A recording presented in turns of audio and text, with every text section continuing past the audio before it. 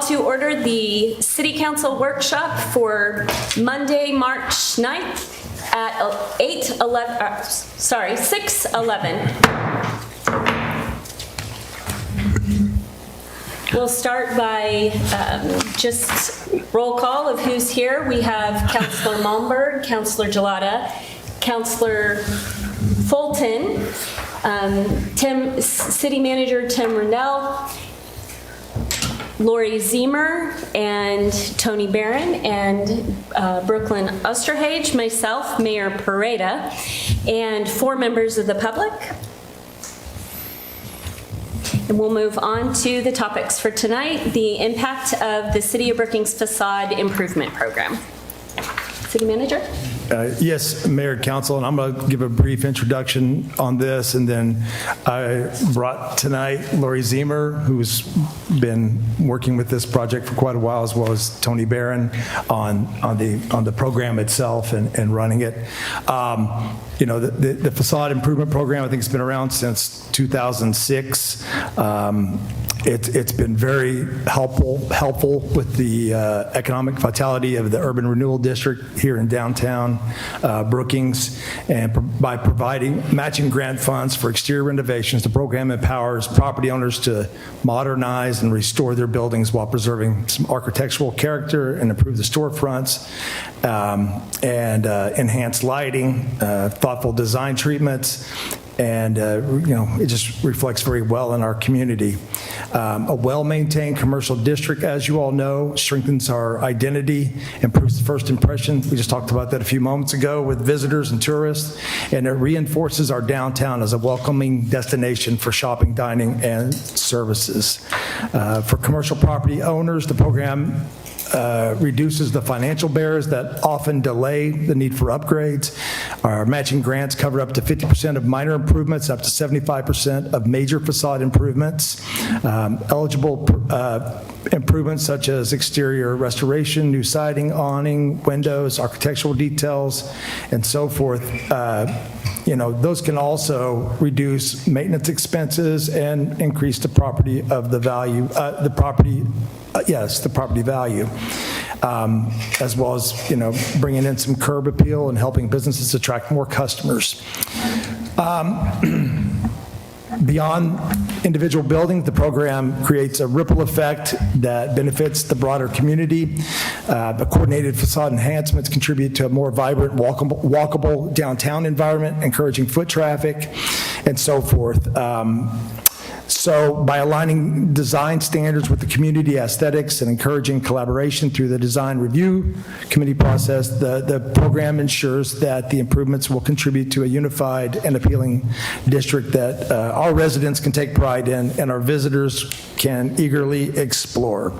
So after receiving some council requests, staff would like to discuss the possibilities of expanding the program with certain qualifiers.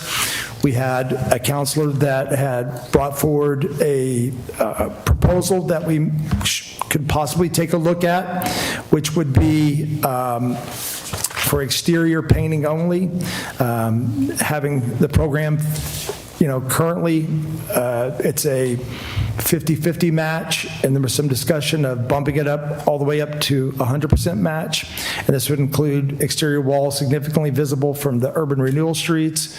While not an actual facade, many buildings on the north side of Chetco, you know, they have 3 walls that are significantly visible from Chetco. The project must be performed by a contractor, of course, licensed here in Brookings. This is implied by the existing program as a cost estimate and must be submitted by a licensed contractor. And we'll talk a little bit more in depth about this. One of the other things that we had, Lori and I kind of talked about last week, sometimes some of the small businesses, you know, if they're running a business and they own the building, sometimes the cash flow can get a little tight at times, and even, you know, the 50-50 match can be a little bit of a challenge. And I did see one city that allowed 20% of the award available up front for startup cost, and the remaining award would be issued through reimbursement. So essentially, a lot of times what happens when you get these contractors, they like to get something up front to insure. So, and a lot of times they would like their supplies and materials to be paid for up front. So, that's something that, has some skin in the game, as you could say. So we're, like I said, most of them, of course, do require a deposit. But tonight, I also wanted to discuss real quickly, I was able to pull some data, and thanks to Laurie and Lou, and you have that sheet in front of you with the data on, let me see, that one right there. Oh, thank you. I think you have it. It's all right. You should have an extra one over there. Okay, all right. So, and I know some of the viewers, if you look at this online or on your screen, it's basically a historical tracking of our facade improvement program. Again, it started in 2006. And as you can see, from 2006 to 2008, it was garnering a lot of support with the community and had quite a few takers in those 3 years. Up to the point of the city matched about $250,000 during those 3 years. The program was kind of shelved between 2008 and 2021 because the urban renewal funds were utilized to pay off a loan for the Railroad Street improvement project back then.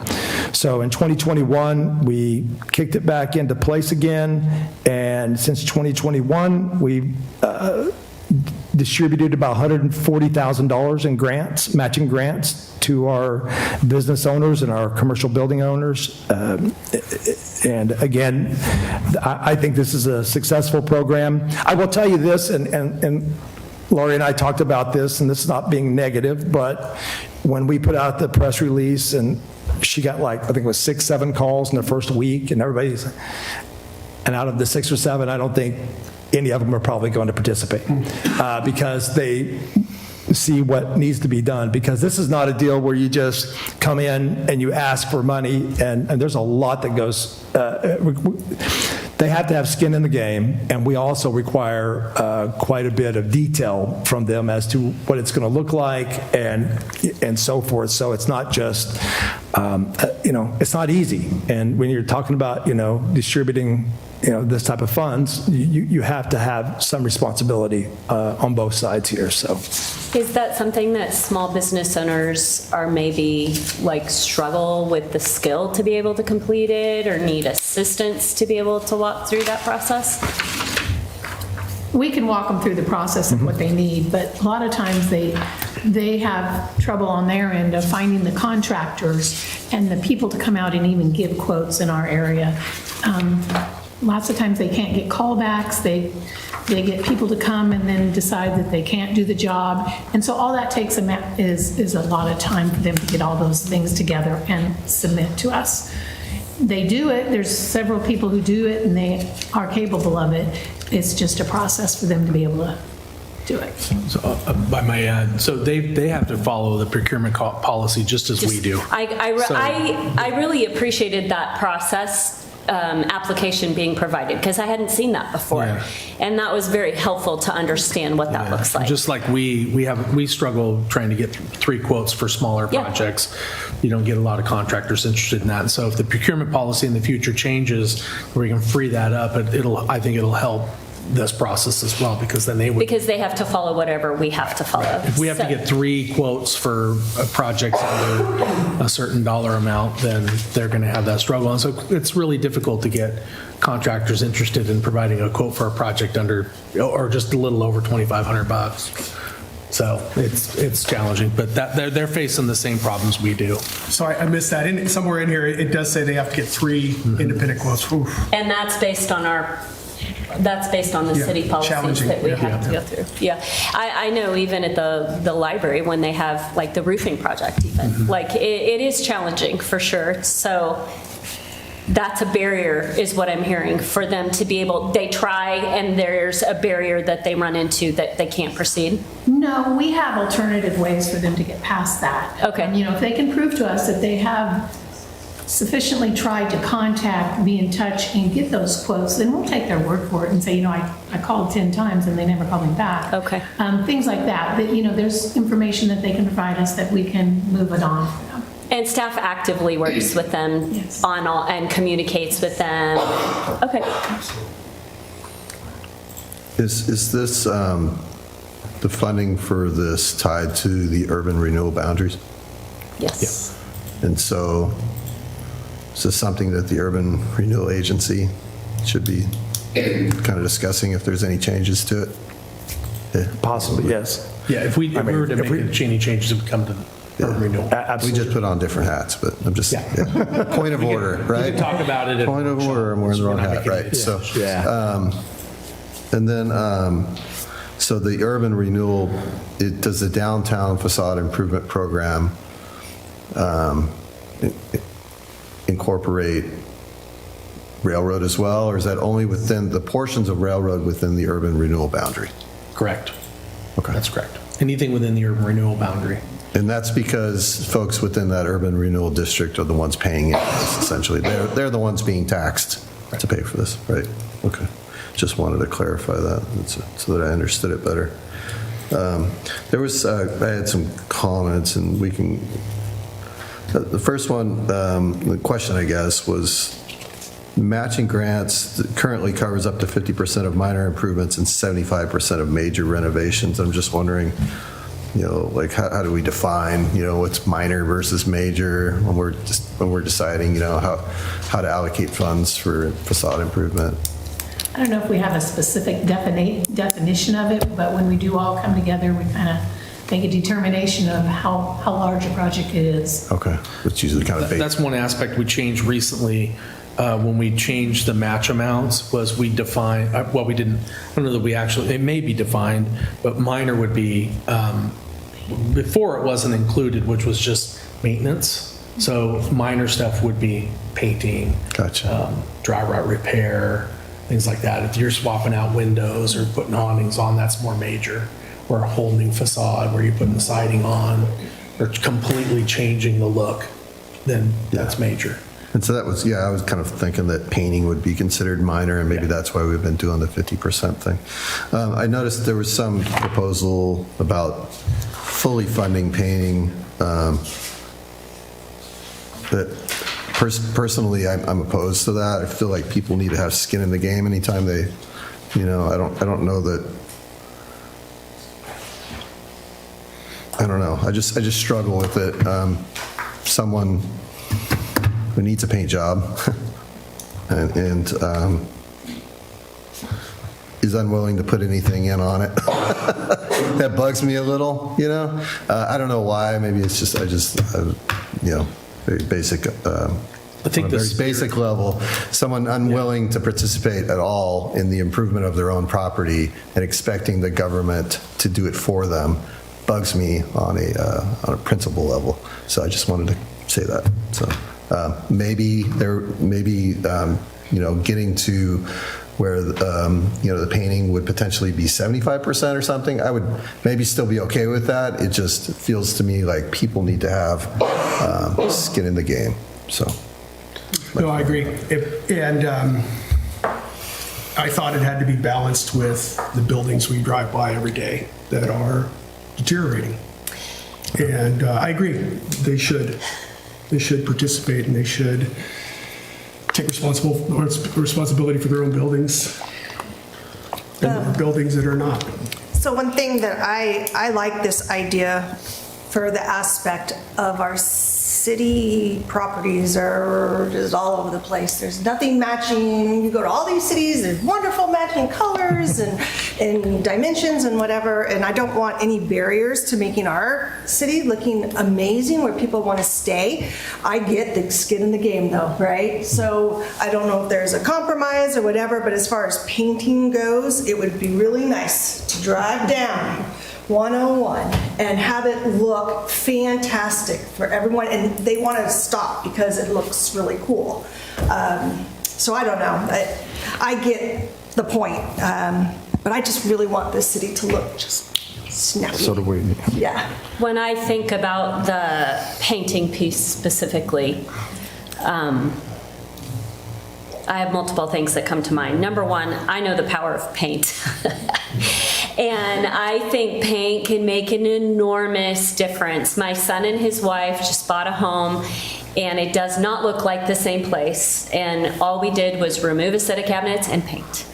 And it looks fantastic. And so I think that whatever we can do to support that is really great, because I think it will have a giant impact on the overall feel, which then does support all of our businesses and our community and create some more inviting space. So I think it also helps with maintenance once that paint is done, where it's going to help those buildings not fall into further disrepair, which only then makes it worse. So when I think about the cost aspect and the skin in the game, I agree. But I also wonder, are there reasons for that? Are they struggling to fund it? Would it be a boost to their business for us to be able to do that? I'm not opposed at all to having them have some skin in the game. I understand that too. If you're going to be a business owner, you need to think those things through. So there is a cost to doing business, and I fully agree with that. But the whole point of this improvement district is to improve the entire area. So as far as the 100% piece,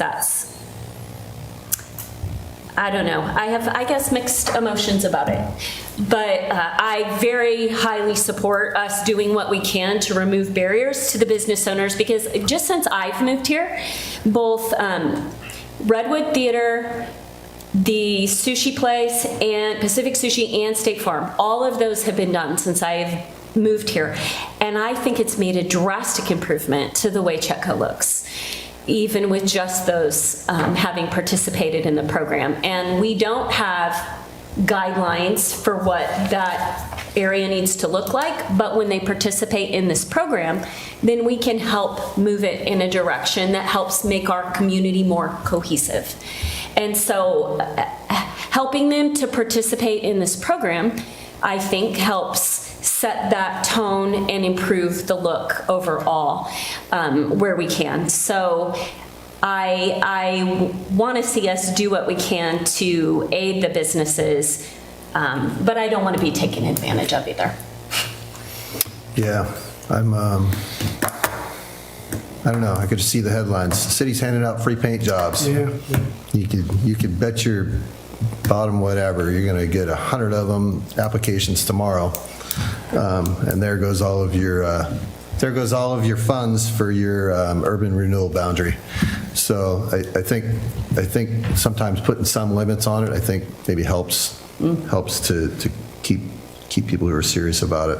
There's the carrot and there's the stick, right? And I think we're doing a good job of putting a carrot out there by saying, hey, if you're willing to chip in just a little bit here, the city can pay like the majority of your costs to make your downtown business look great.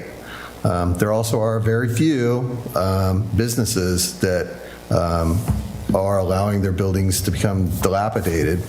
And there are ordinances in place, and I don't know if they're enforced or not, but to what level. But I think I'm all for the carrot, right? But at the same time, I think people have to have a little bit of ownership and a little bit invested when we talk about using taxpayers' dollars to fund their private businesses. Even if there's an overall public benefit for it, there still needs to be a balance to it.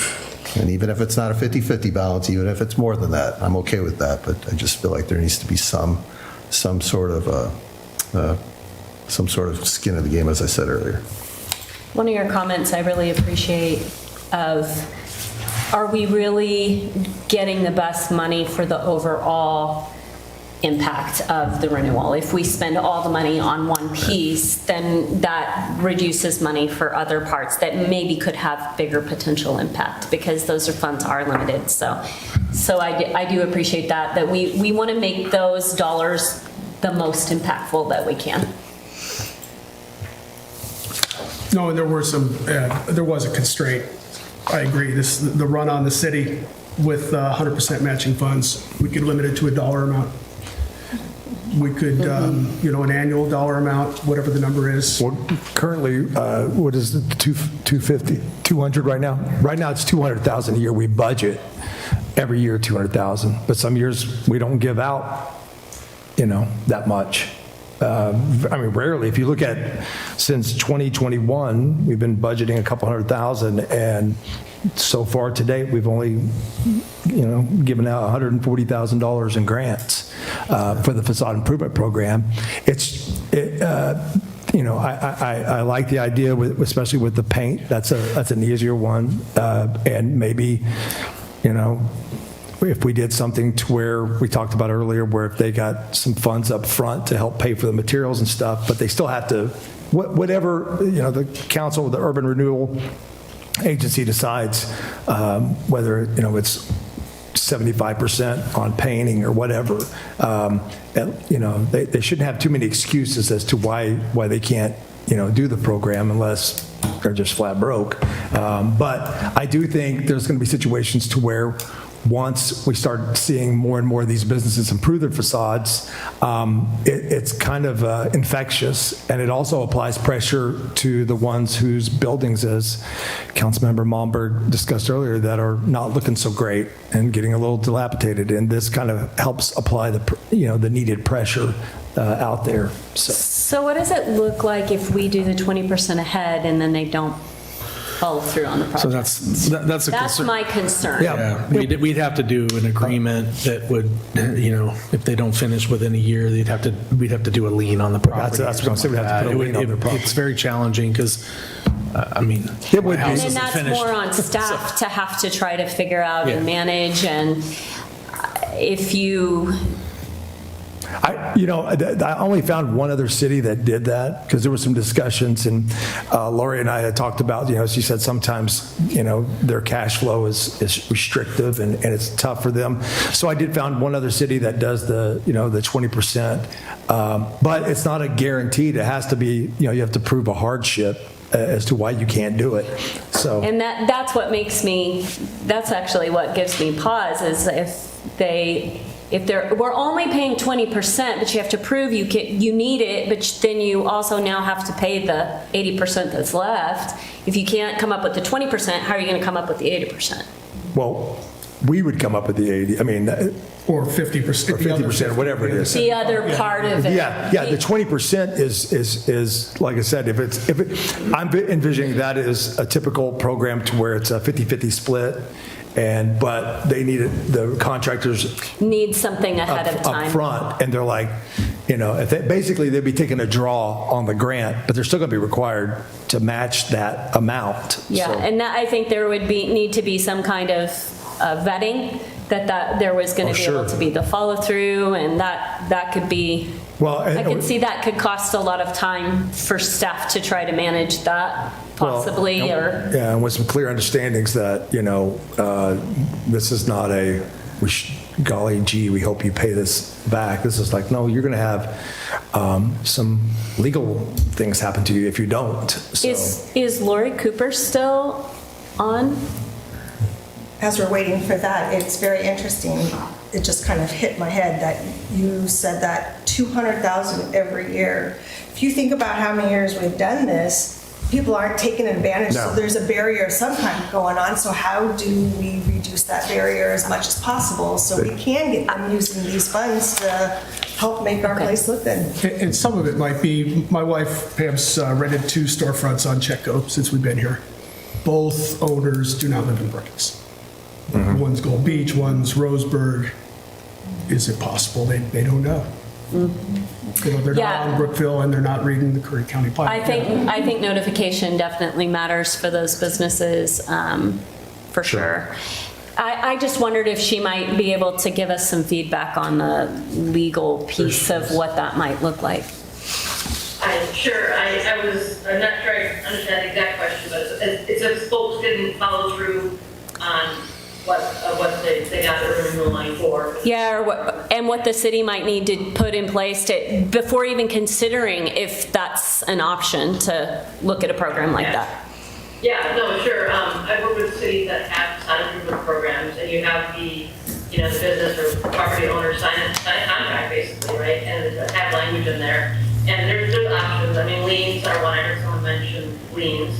That's definitely an option. Of course, you don't necessarily get paid back for that. The city would, for until the property sells, right? You could also do like a collections type action against folks, or withhold certain, benefits maybe that the city could provide. I mean, of course, you can't like turn off your sewer, electric, or anything like that. It's got to be tied somewhat to what they're receiving. So it would be important to have your contract or your agreement that the property owner would sign. It'd be important to have that language tied down to what the city would want. So there's lots of examples of that kind of thing. There's other options as well, which are not as nimble, where you can basically file a complaint in the court and sue, for your damages, quote unquote, but that ends up costing way more money in the long run for lawyer fees, et cetera. So there's various options. I haven't dug into them recently. I could definitely follow up with y'all, or if staff wants to work with me to come up with a good format and some good options for you to vote on. Again, I only saw this with one other city, was in California somewhere, where they had the option of taking a draw up front, and I could contact them and find out how What their program what their is. vetting program is, some sort of credit check or some, I don't know, maybe just to kind of see. So Seems to be a bit of a quagmire. Yeah. Put the money up front for a non-guaranteed job. Lori mentioned that she had seen that in other cities, and I'm just wondering what enforcement, like if she has any kind of knowledge of how those panned out. Did the city end up having to pursue things, or? Are you talking to Lori Cooper? Yes, ma'am, I am. Sorry, Lori. I have never been personally involved in an enforcement mechanism like Okay. that. I have as far as liens, and like I said, that's a long-term, they go on the lien docket, and then when that property changes hands, the city usually at the top of the list, and with other lien holders, local governments usually are at the top, getting paid off for. Below the federal and state government, then you get the local government. But yeah, it's a long drawn-out process, and I haven't been involved in a quick, nothing that I saw the end result of. I may have helped, draft, cease and desist letter or a demand letter, or maybe even a lien, but I never really have been on the end where how do you ever get paid back? But that kind of essentially tells me what I'm wanting to know, because she has had to take action, but not great end results. So that kind of gives me that information. I know we don't typically take comments at workshops, and I wanted to know if the council, we have a community member here who happens to be within that area. Do you want to allow them to I'm always provide that fine input? with community input during workshops. We're Go not making ahead. any decisions. Go ahead, Alex, if you would like to step up and. The one it's question okay. I had when you were talking about contractors, can they be from anywhere in Curry County, or do they have to be from Brookings? You just have to be licensed. Just licensed. In the city? Okay. Licensed in the state with the CCB, Oh, okay. and they have to have a business license in the city, but you can get a transient license if Okay. you're out of town. And then you were talking about the 20% ahead of time. What if you, and I don't care, because I don't think if we were going to do it, we wouldn't do it that way. But what if you set up a loan program, so they have to pay you back right away, but it's, not a huge interest rate. You're making a little bit of money on the money you're loaning them, and they start paying you, a small monthly payment, something like that. Thank you for that idea and that input. well, again, Can I say one more thing? You were talking about Clayton was saying no skin in the game. And I have to admit that it kind of took my breath away. What do you think it takes to run a small business in a teeny tiny coastal town? Yeah. It takes some guts. No, I totally get A paid that. job is all anybody wants out of being here. That's, No, and I think maybe you misunderstood my intention there. I think when we answer to taxpayers, it's their money, right? It's, yeah, my money too. well, it's people within the urban renewal boundaries money, specifically. They're taxed. They're taxed specifically to pay for these things within the urban renewal boundary. And the facade improvement program paid for through that money. Am I wrong? Is my building not in the, I don't know. Well, I don't know if it is or not. I'm not talking about you specifically, but I'm just saying we answer to those people, right? And so it's just something about like, saying, hey, we're going to, take that money and 100% to your benefit, improve your business without you chipping anything into it. I don't know, just something about that on a principle level just bugs me a little bit, but I don't think that owning a business in town doesn't take guts and doesn't mean you don't have skin in the game. I obviously know it does, but that wasn't what I meant. So it's actually the money from the urban renewal district actually takes money away from every other taxing district. So, and Lori can correct me if I'm wrong, but I believe that's my understanding, that during the boundary time that it's set, the money that within that area, the money that would typically go to other taxing districts like the county or the schools or the library, that money is deferred to the urban renewal agency because the impact is supposed to help the entire community and the entire area at large. So that means we have a very broad tax base that we answer to for those monies, not just those within the urban renewal area. is there an easy way to see a map of the urban? there is, area? there's a map. There is a map. Yeah. I don't have it with us, but yeah. Or is it like in the code under? I believe it's on the website under renewal. Yeah, I believe there's a map. And I believe you are in it. Yeah. What would it look like if you did a survey to all of the businesses here in town, asking like, what are the barriers? What would you be able to contribute? That kind of thing, just to our urban renewal area, just so that way we can kind of see why are they not? I mean, 140 in 6 years or 5 years instead of, Yeah. that's a lot of money that we're It's a great program. We need to figure out, like you said, what's stopping people from taking advantage of it. Yeah, and work on that. But I do often wonder about that from the business owner perspective. If they're working hard to try to pay themselves at the end of a month, then how do they really have money to add to that, to do those kind of programs? I think, especially when we look at winter tourism goes down and then they have to lay off staff and, struggle just to keep their business open. So I know that often sits on my mind for our small businesses. And is it a barrier to new businesses coming in, right? Or would it be something that would complement it, and then they're like, oh, this is a place that works with us to be able to do that? I think also you have to keep in mind that somebody that's leasing the building may be all gung-ho to get this done. Right, but they don't own But they it. can't do anything until the owner, who may live in, Alaska, approves to get it done. Yeah. Because you can't do anything without their approval, so. But I also thought getting to the business owners, they're going to be motivated to get to their landlords. Oh, yeah. To notify them of this. Yeah. Yeah, and so to my wife's example of the landlords in Roseburg, does he know? Yeah. Yeah. Good point. Does the city have that information for the owners that we can just send it to them directly? Do a mailing to the property owners. But they may not care as much, right? The people who live far away may not really care how their building impacts. No, you don't think that's true? I sell real estate too, and I kind of think it might be like an incentive, like, ooh, this could be worth more money down the road if I participate in this. Because it does increase their value Absolutely. when they've participated, yeah. Yeah, I mean, and that's the value they're going to see, and I'm not trying to be negative, but a lot of businesses come and go. We see them, and if a business fails and is not able to move on, and then the owner of the building has got a nice, beautiful facade now, it's going to be easier for him to rent it out to another quality business.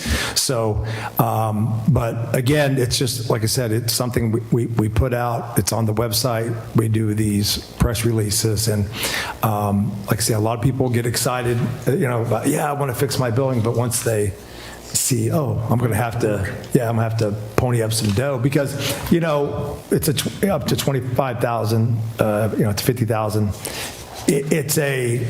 Which sounds like a lot, but in today's dollars, that's not a lot. I mean, we've got one on here right now that's currently working on a facade improvement program, and he's getting ready to, as far as his draft to us, somewhere around the neighborhood of 190,000. And then if you look at the State Farm building, that total project was over 300,000. So it's an expensive endeavor. I've owned commercial properties before too, and the city that I was at, I wish they had something like this because I would have taken full advantage of it because I think there's a building was over 100 years old and would have been nice to have. So, but unfortunately, that city did not have this program. But if it was, I would have definitely participated. So, because I look at it from the long-term aspects of it. So, We can have a program, but if they don't access it, then why do we have the program, right? yeah, but it's an ebb and flow. You're going to have buildings that are going to change ownership. You're going to have building, you may have a tenant in there that's not real motivated to do any sort of improvement, but maybe the next tenant is and starts applying some pressure to the landlords too. And that may be something that, but that's between them and the landlord. But it's a tool in the tool bag. And, if you look at what happened in 2006 to 2008, we had a lot of people take advantage of that program. And I feel like,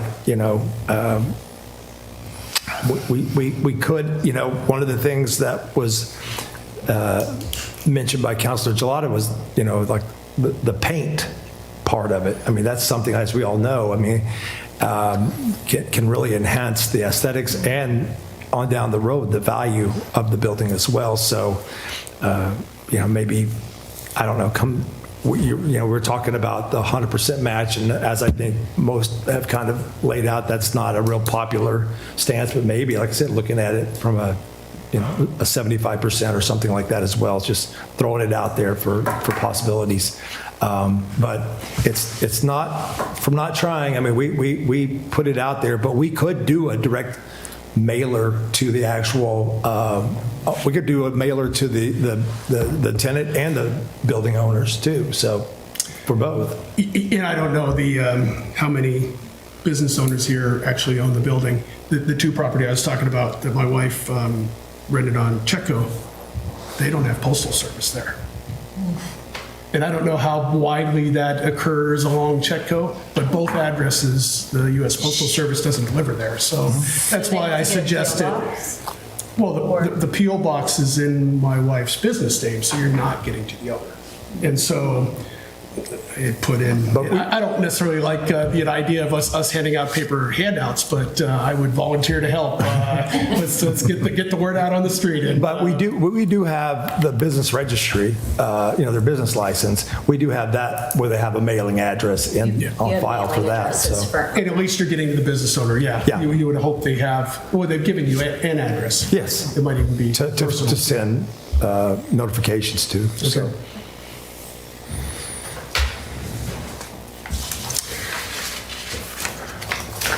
No, I like the idea of Councilor Fulton's idea of part of this could be asking them, A survey.